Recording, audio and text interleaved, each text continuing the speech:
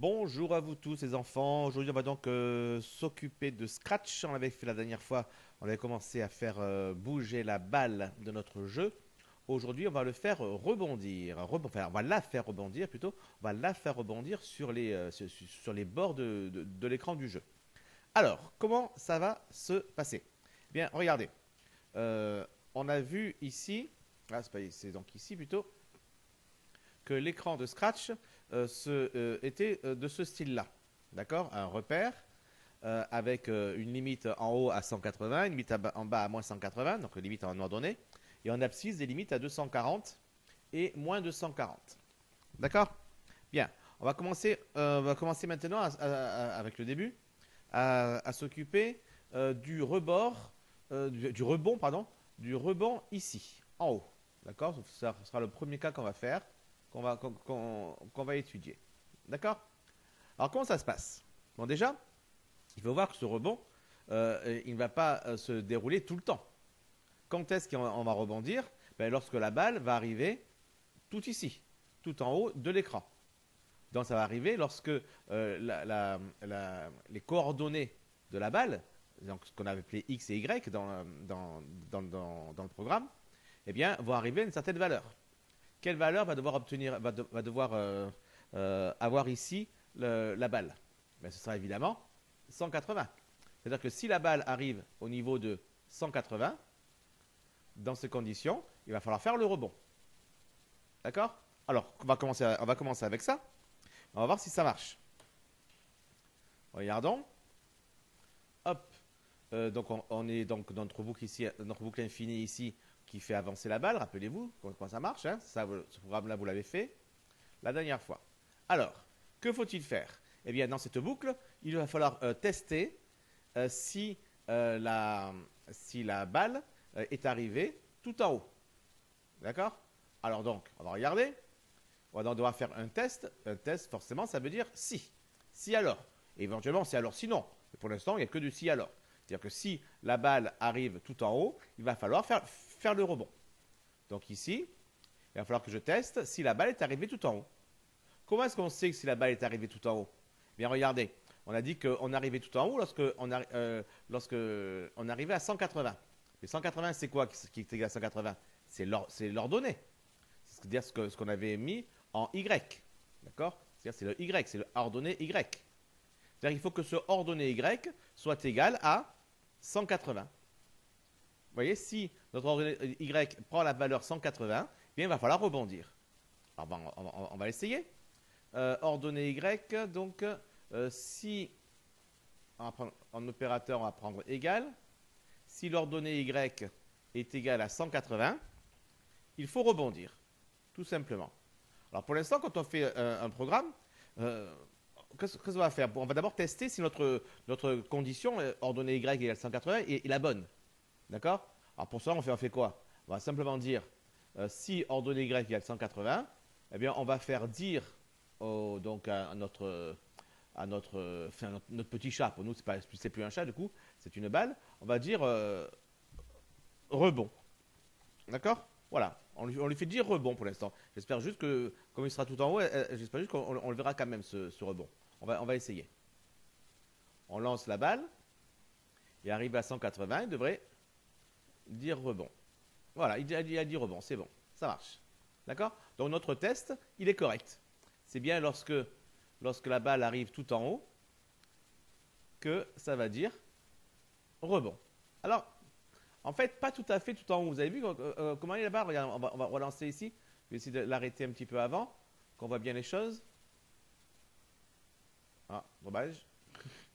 J'ai arrêté un petit peu trop tôt. Moi, ah ben, du coup, je suis encore trop mauvais, moi. En fait, je l'ai arrêté au moment où il aurait dû faire un rebond et il n'avait pas encore fait. Voilà, là, il a fait. Regardez ce qui se passe. La balle, elle est comment? La balle, elle est déjà entrée dans le mur, je dirais, du haut de notre repère, de notre écran. Alors pourquoi? Parce que rappelez-vous, quand nous avons fait le dessin de la balle, d'accord? Voici la balle ici. Elle est vraiment pas belle. D'accord? Voici notre balle. on avait fixé la croix ici au centre de la balle. Et c'est les coordonnées X et Y sont les coordonnées de ce point-là, du centre de la balle. Donc en réalité, qu'est-ce qui va se passer? Il va se passer que notre balle, quand est-ce qu'elle va dire rebond? Elle va dire rebond lorsque ce point-là sera au niveau de 180. Et donc forcément, lorsque je vais dessiner la balle, ici, lorsque ce point-là sera au niveau de 180, ça veut dire que la balle sera déjà bien rentrée. D'accord? Donc il va falloir prendre en compte ceci pour pouvoir savoir s'il faut faire le rebond ou pas. En fait, le rebond, il faut le faire un peu plus tôt. Alors à combien du coup? Bien regardez, puisque je veux que ce soit lorsque le haut de la balle est à 180. Ben, à ce moment-là, à combien est ce point-là, le centre de la balle? Bien, vu que j'ai fait ici un lutin, un sprite, un dessin, une balle qui valait 10 pixels, ben, ça veut dire que ce point-là, il est à 5 pixels. D'accord? Et donc forcément, si je veux arriver à 180 tout en haut de la balle, c'est que ce point-là, lui, doit être à 175. Donc finalement, mon test, il ne faut pas que je le fasse sur 180, mais sur 175. Alors je passe sur mon rebond, sur mon programme. Je vais mettre donc 175 à la place et je vais voir si ça marche mieux. Est-ce que du coup, dès qu'il va toucher la balle, le haut, voilà. Ah là oui, là c'est bon. Après, il est rentré évidemment. Après, il est rentré dans le mur parce qu'il n'a pas fait réellement le rebond. Mais néanmoins, dès qu'il a touché le mur, il a dit rebond. Et donc après, il va faire le rebond. Après, évidemment, il va falloir le faire le rebond. On ne va pas se contenter de le faire dire rebond. Il faut évidemment qu'il le fasse. D'accord? Là, on est juste en train de tester si tout fonctionne bien. D'accord? Bon, là, ça va bien fonctionner. Bon, maintenant, on va quand même changer un petit peu les choses. Vous vous rappelez qu'on avait quand même dit que parfois, direction X et direction Y, ils vont changer si on veut faire d'autres directions. Bon, moi, je vais essayer de faire un test en changeant un peu la direction Y. Je vais mettre 2 en direction Y. Comme ça, je vais permettre d'avoir un angle un petit peu différent. D'accord? Alors, je fais direction Y. Voilà, l'angle un peu plus serré. Et là, je vois qu'il ne me dit pas rebond. Pourquoi? Ben, seulement parce que X au départ vaut Y, pardon. Y au départ vaut 0. D'accord? À chaque fois, lorsque je suis à ajouter direction Y à Y, je vais donc ajouter 2 à Y. Donc Y va prendre la valeur 0 au départ, puis 2, puis 4, puis 6, puis 8, puis 10, etc. etc., etc. Que des nombres pairs. Quand la balle va arriver tout en haut, Y va valoir 170, 172, 174, 176, 178. Et après 180. Est-ce qu'à un moment, ça aura pris la valeur 175? Eh bien non, jamais. Jamais on n'aura pris la valeur 175. D'accord? Il va donc falloir que je ne me contente pas d'une égalité, mais qu'il faut que je dise qu'à chaque fois que l'ordonnée Y sera plus grande que 175, alors je vais devoir faire un rebond. Donc la partie égalité ici n'est pas la meilleure. Il faut mettre ici un opérateur, non pas égal, mais supérieur, lorsque les coordonnées sont supérieures à 175. Alors éventuellement, on peut même marquer 174, ce qui permettra en plus d'autoriser, de prendre la valeur 175. Car si on met supérieur à 175, forcément, ça ne prend pas en compte 175. D'accord? Alors, on va donc voir si ça marche ici. On va lancer. Et là, c'est bon. Dès qu'il y a marqué, dès que ça touche, ça marque bien un rebond. Voilà, impeccable. Et si maintenant je remets ça à 1, à la direction Y, c'est-à-dire ce que j'avais au départ, est-ce que ça marche toujours? Est-ce que le rebond se fait au bon moment? Pas trop tôt, pas trop tard? Ah, ben, ça a l'air d'être impeccable. Voilà. Donc, coordonnée Y supérieure à 174. Alors, je dis rebond. Maintenant, il ne va pas se contenter de dire rebond. Il va falloir faire le rebond. Évidemment. D'accord? Alors, comment est-ce qu'on fait un rebond? Ben, en fait, c'est très très simple de faire un rebond. Pourquoi? On a dit que notre direction, voilà, notre direction était faite avec direction X et direction Y. On va prendre un peu une page un peu plus libre.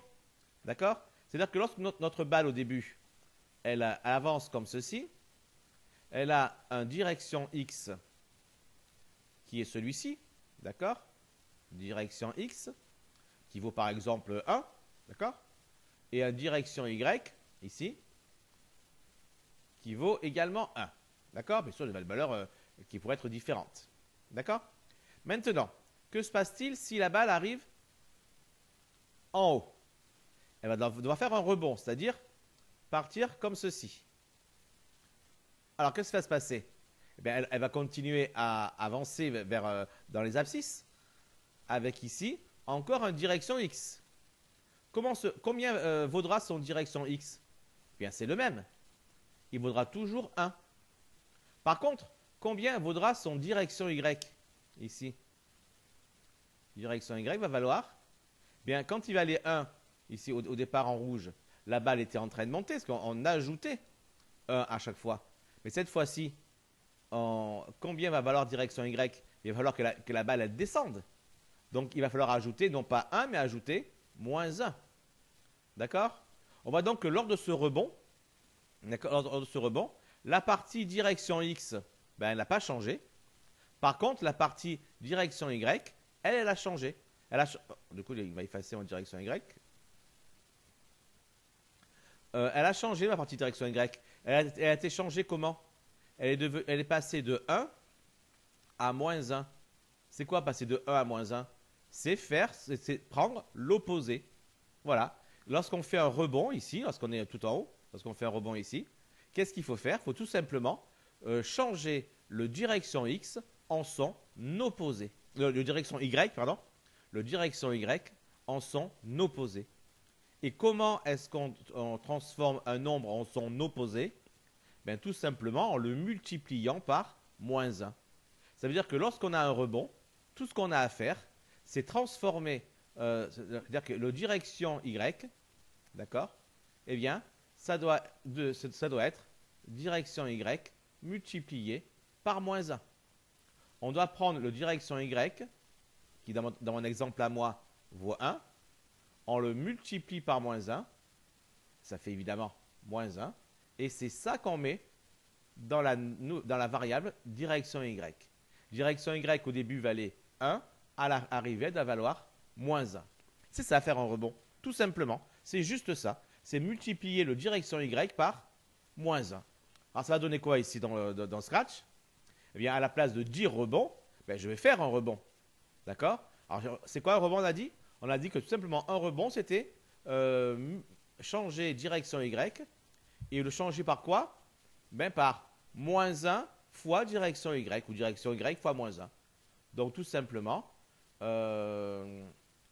opérateur, je vais donc à la multiplication, quand je fais une multiplication, entre moins 1 et la valeur actuelle de direction Y. Et regardez ce que ça donne ce coup-ci. Il va arriver tout en haut. Et une fois arrivé en haut, paf, rebond. Voilà. Bon, après, bien sûr, on n'a fait que le cas du haut, donc ça ne marche pas pour tout le reste. Mais donc, rebond. Vous voyez? Ça marche bien. Alors, petit problème maintenant. Allez, petit problème maintenant. Avant de parler des autres rebonds, parlons d'autre chose. Vous avez vu ici, à chaque fois que je teste, c'est long pour arriver tout en haut. La balle, elle va vraiment doucement. Pourquoi? Parce que pour l'instant, on ne lui a associé qu'une direction finalement, grâce à direction X et direction Y. On voudrait aussi lui associer une vitesse, qu'elle puisse aller plus vite. D'ailleurs, au moment du jeu, on aura bien besoin de définir un peu la vitesse de la balle. D'accord? Donc, on va créer une nouvelle variable qu'on va appeler vitesse, tout simplement. D'accord? Au tout début du jeu, on va la mettre à 2, par exemple, pour aller plus vite, à 2. D'accord? Et qu'est-ce qu'on va faire?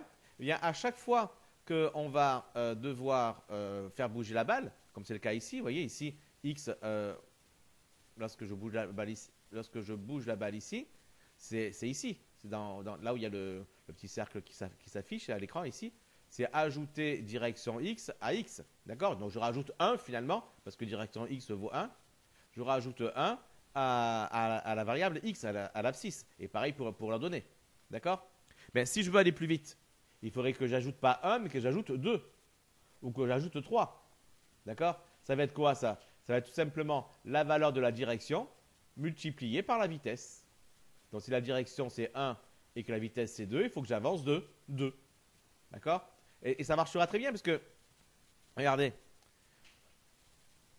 on avait dit ici, avec direction x égale 1 et direction y égale 1, on avait un angle de 45 degrés.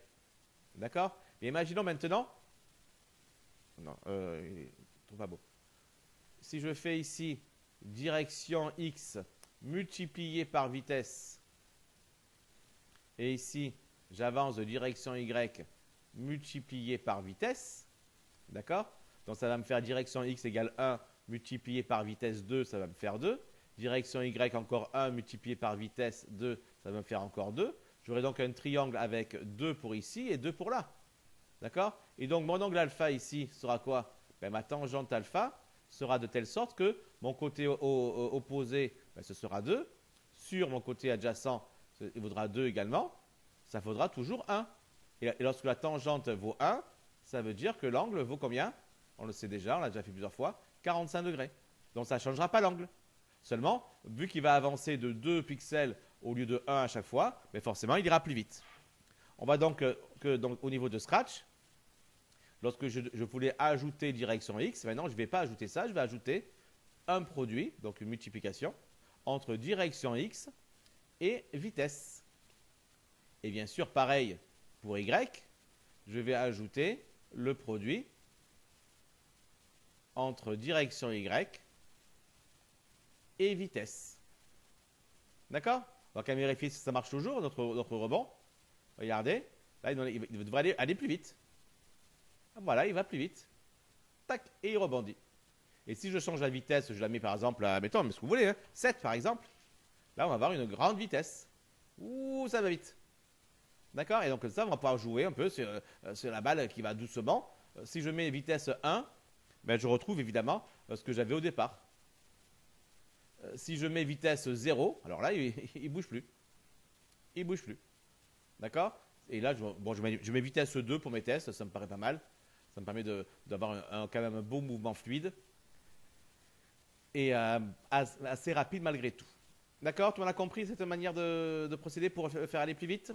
Alors certains diraient, oui, mais on aurait très bien pu aussi, et c'est vrai, ne pas créer la variable vitesse, mais mettre direction X à 2 et direction Y à 2. Et ça aurait fait exactement la même chose. C'est vrai. Néanmoins, on préfère en programmation séparer les variables qui vont faire la direction, donc l'angle, et les variables qui vont faire la vitesse. Parce que lorsque c'est simple, lorsque c'est à 45 degrés, ça passe. Mais lorsqu'on va avoir après à devoir gérer tous les angles possibles pour permettre, en changeant les valeurs de direction X et direction Y, s'il faut en même temps gérer la vitesse, on va avoir beaucoup de mal. D'accord? Donc voilà pourquoi on préfère en général séparer ce qui est la vitesse et ce qui est la direction. C'est beaucoup plus simple par la suite. Bon, maintenant, que faut-il faire? Bon, on a fait un rebond ici. Très bien. On va peut-être tester le rebond en bas aussi. Pour cela, je mets direction Y à moins 1 au départ. Comme ça, il va aller vers en bas. Et il faudrait que le rebond se fasse également ici. Alors, le rebond en bas, comment ça marche? C'est ça. Le rebond en bas, comment ça marche? Eh bien, on voit que c'est finalement, c'est assez similaire. Le rebond en bas, il va se faire à quel moment? Il va se faire à moins 180, mais en réalité, toujours en raison de la taille de la balle, plutôt dans ce sens-là qu'on avait dessiné. Si je suis ici à moins 180, c'est que lui, il est à moins 175. D'accord? Donc, c'est évidemment à moins 175 qu'il va falloir faire le test. D'accord? Moins 175. Donc, en réalité, on va tester tout ce qui sera inférieur à moins 174. D'accord? C'est ça notre vrai test. Lorsque notre coordonnée notre Y d'ici, sera plus petite que moins 174. Donc, moins 175, moins 176, etc. Toujours le même problème, que si on mettait pile poil moins 175, eh bien, en plus, là, avec une vitesse de 2, par exemple, eh bien, on n'arriverait jamais à moins 175. Puisqu'on part de 0, après on aurait moins 2, moins 4, moins 6, etc. On aurait le même problème que tout à l'heure. Donc voilà pourquoi on mettra encore ici un inférieur à moins 174. D'accord? Alors, que va-t-il se passer? Eh bien là, la balle arrive au départ, comme ceci. Elle arrive comment? Elle arrive avec une direction Y de moins 1 et une direction X de 1. D'accord? Puis elle rebondit. Elle rebondit. Elle rebondit comment? Eh bien, elle rebondit en rebondissant, forcément. Combien vaut son direction X maintenant? Donc, direction X. Ben, il ne change pas, lui. La balle continue à aller vers la droite, dans ce cas-là. Donc, elle vaut toujours 1. Par contre, la partie direction Y, là, maintenant, elle vaut combien la partie direction Y? Eh bien, elle vaut 1, car la balle, elle se met à monter. Au départ, elle descendait, puisqu'on va cogner le bord du bas, et maintenant, elle va remonter. D'accord? Donc, forcément, qu'est-ce qui se passe-t-il? Il faut que ce direction Y qui valait moins 1, il faut qu'il prenne la valeur de 1. Et comment est-ce qu'on passe de moins 1 à 1? Ben, comme tout à l'heure, c'est-à-dire en passant à son opposé. Donc en multipliant par moins 1. Donc on voit que finalement, ici, notre programme ne va pas beaucoup changer. Car la partie rebond, ça reste la même. C'est mettre direction Y à moins 1 fois direction Y. C'est la même chose. Sauf que notre test va devoir être un peu plus compliqué. Dans quel cas est-ce qu'il va falloir rebondir? Eh bien, lorsque l'ordonnée Y est plus grande que 174, ça c'est le cas pour le rebond du haut, ou alors si notre ordonnée Y, elle est plus petite que moins 174. On va donc avoir besoin d'un opérateur ou. Dans le premier cas, on va faire si ça cogne en haut, et dans le deuxième cas, dans le ou, si ça cogne en bas. Donc si on a notre ordonnée Y, c'est dans mouvement je crois, oui, ordonnée Y, qui est plus petite que moins 174. D'accord? Regardons ça. Je lance le programme maintenant. Il arrive en bas. Est-ce qu'il rebondit? Et il rebondit, sans problème. D'accord? Ben voilà. On a donc réussi à faire les rebonds du haut, les rebonds du bas. Alors, ce que vous allez faire maintenant, c'est quelque chose qui, finalement, à terme, ne servira pas, puisqu'évidemment, ça devrait être supprimé par la suite. Vous allez devoir faire les rebonds à droite et à gauche. Car pour l'instant, vous avez vu, effectivement, elle rebondit bien ici, mais elle ne rebondit pas encore sur les autres bords de l'écran. Alors bien sûr, au niveau du jeu, c'est vrai que ça ne devra pas rebondir à ce moment-là. Ça devra évidemment être une balle perdue. Mais pour l'instant, on va la faire rebondir. On verra après comment on gérera ça. Donc voilà, votre travail à vous maintenant, c'est de faire la chose suivante. Donc écrire ce programme qui va permettre de faire rebondir à droite et à gauche. Alors vous mettez en pause et vous faites maintenant. On se retrouve après. Voilà. Donc vous avez normalement réussi à faire ces rebonds. On va voir. Hein. J'espère en tout cas que vous avez essayé, vous avez obtenu quelque chose de correct. Bon, on va voir ça. Alors que se passe-t-il? On va revenir sur notre écran. Comment se passe le rebond? Ben, le rebond ici, on va commencer par le rebond à droite par exemple. Le rebond à droite, que se passe-t-il? On a une balle par exemple qui va arriver, on va dire celle-ci par exemple. Elle va arriver comme ceci. Et tac, rebond. D'accord? Ça c'est un rebond. À ce moment-là, il faut faire un rebond. Alors, dans quel cas est-ce qu'on va avoir un rebond ici? Est-ce qu'on va devoir tester la valeur de Y, de l'ordonnée? Ben non, évidemment. C'est au niveau de l'abscisse que ça va marcher. L'abscisse, c'est-à-dire le X de la balle. Lorsque notre balle arrive au niveau de 240. C'est à ce moment-là qu'il va falloir faire un rebond. Mais là encore, pour la même raison que précédemment, si elle arrive à 240 ici, c'est que la partie centrale de la balle, elle est à 235. Parce qu'on a fait un carré de côté 10. Donc c'est lorsque la partie centrale, donc la partie X de la balle sera à 235 qu'il va falloir faire un rebond. Et toujours pareil, à cause des possibilités de ne pas passer de 1 pixel à 1 pixel, il va falloir mettre lorsque la partie Y sera supérieure à 234. C'est à ce moment-là qu'on va devoir faire un rebond. Ben on teste. On va tester pour déjà. Donc ça veut dire que dans notre programme, il faut faire un nouveau test. Contrôle. Si notre ordonnée, notre abscisse plutôt, notre abscisse X est plus grande que 234, alors il faut dire, il faut faire un rebond. Là pour l'instant, pareil, on va pas s'embêter avec ça. On va juste dire rebond, voir si ça marche bien. Alors, comme on a fait précédemment. D'accord. On ne fait pas tout d'un coup. On s'assure d'abord que tout marche bien. Dire rebond. On va quand même le lancer correctement. Allez, hop, on lance le programme. Il tape. Et hop, rebond. Ça marche. D'accord. Il a bien dit rebond, bon moment. Bon, là, il faut lui faire le rebond. Alors, comment ça marche un rebond? Ça marche de manière un peu similaire à ce qu'on a fait précédemment. C'était ici, je crois. Hop là. Alors, que se passe-t-il? On va faire peut-être une nouvelle page. Donc, lorsqu'on est au niveau du 240, d'accord, même si c'est 234, 235, lorsqu'on est au niveau du bord, d'accord. Imaginons donc une balle qui arrive par là. Et après, elle rebondit ici. Alors, considérons, tout d'abord, elle a une direction X qui est par là, d'accord, qui est égal à 1 par exemple, et elle a également une direction Y qui est égale à 1 aussi, parce que la balle était en train de monter dans notre exemple. D'accord. Que se passe-t-il après? Eh bien, que se passe-t-il après? Eh bien, elle continue à monter la balle. Donc la direction Y, elle vaut toujours 1. Ça, il n'y a pas de souci. Par contre, la direction X,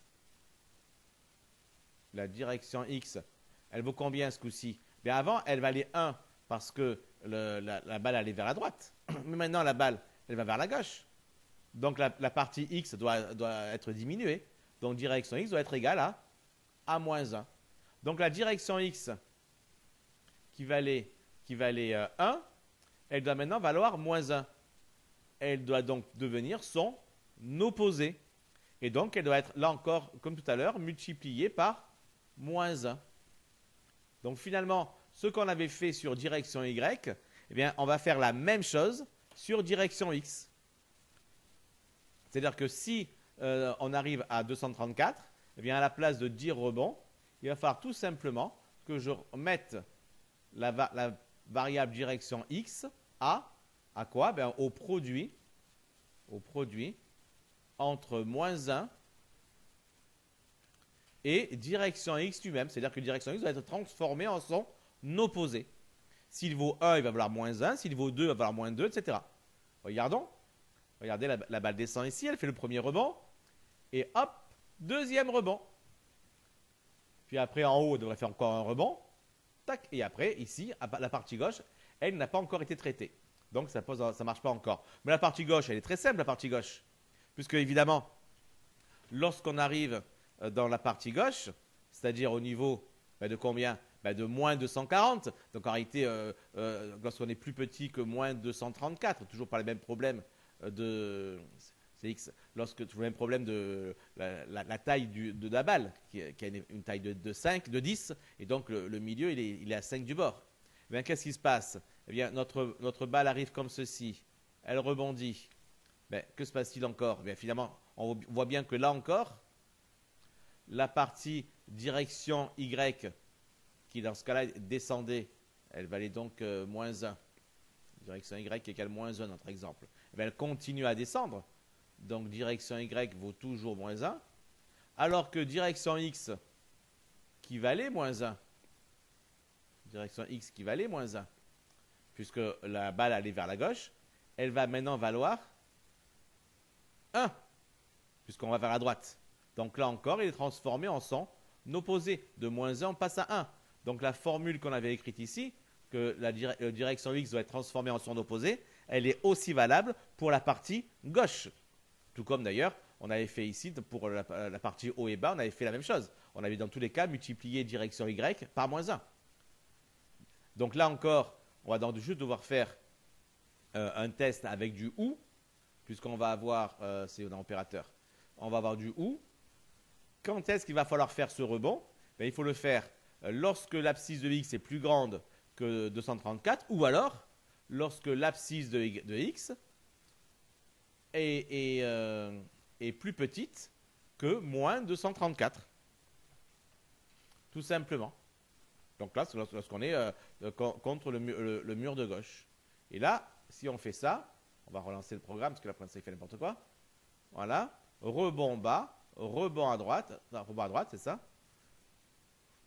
Rebond en haut et rebond à gauche. Et vous voyez bien à chaque fois, regardez ici à chaque fois, les valeurs de direction X et direction Y qui changent, qui déplacent de 1, moins 1, etc. À chaque fois selon les rebonds. D'accord? Alors on va repasser à direction de départ à 1 pour avoir la direction initiale, voir si ça marche dans les deux sens, les rebonds. Donc la direction rebond de en haut, ça marche. À droite, ça marche aussi. En bas,